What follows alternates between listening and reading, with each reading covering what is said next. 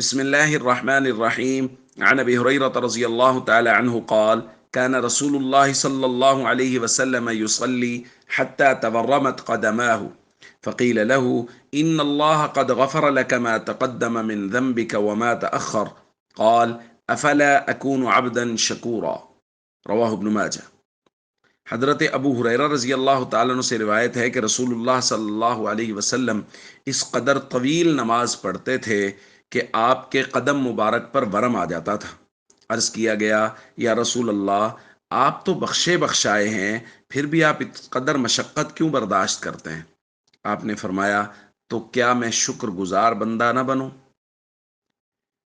دوستو، اس روایت کو سننے کے بعد میں اور آپ اپنے گریبان میں جھانکیں اور اپنی زندگی پر غور کریں اور دیکھیں کہ ہمارے آقا حضرت محمد کریم صلی اللہ علیہ وسلم سید الاولین والآخرین، امام الانبیاء والمرسلین، تمام تر شرف اور فضائل قربان ہیں آپ صلی اللہ علیہ وسلم کے جوتوں پر، اور آپ صلی اللہ علیہ وسلم اس قدر طویل نماز پڑھ رہے ہیں کہ پاؤں مبارک پر ورم آ رہا ہے، اور میں اور آپ 5 وقت پابندی کے ساتھ نماز پڑھنے کے لیے بھی وقت نہیں نکال پا رہے۔ ہم کہاں کھڑے ہیں؟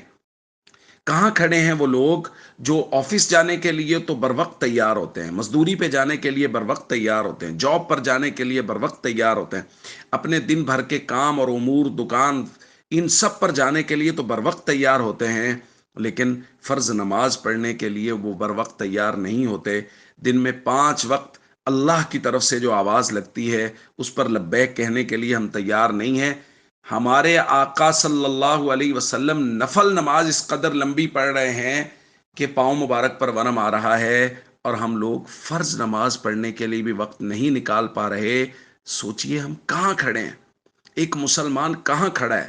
اور اگر میں نماز پر کھڑا ہوں تو میں سوچ رہا ہوں کہ میرا پڑوسی کہاں کھڑا ہے، میرا بھائی کہاں کھڑا ہے، میرے بھائی، رشتہ دار، میرے اعزاء اقربا، وہ جو میرے دل کے قریب ہیں، میرے دوست ہیں، وہ کہاں کھڑے ہیں، ان کی نمازیں کہاں ہیں؟ تو بھائی، یہ بہت فکر کی ضرورت ہے۔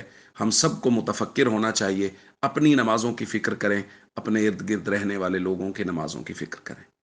السلام علیکم ورحمۃ اللہ وبرکاتہ۔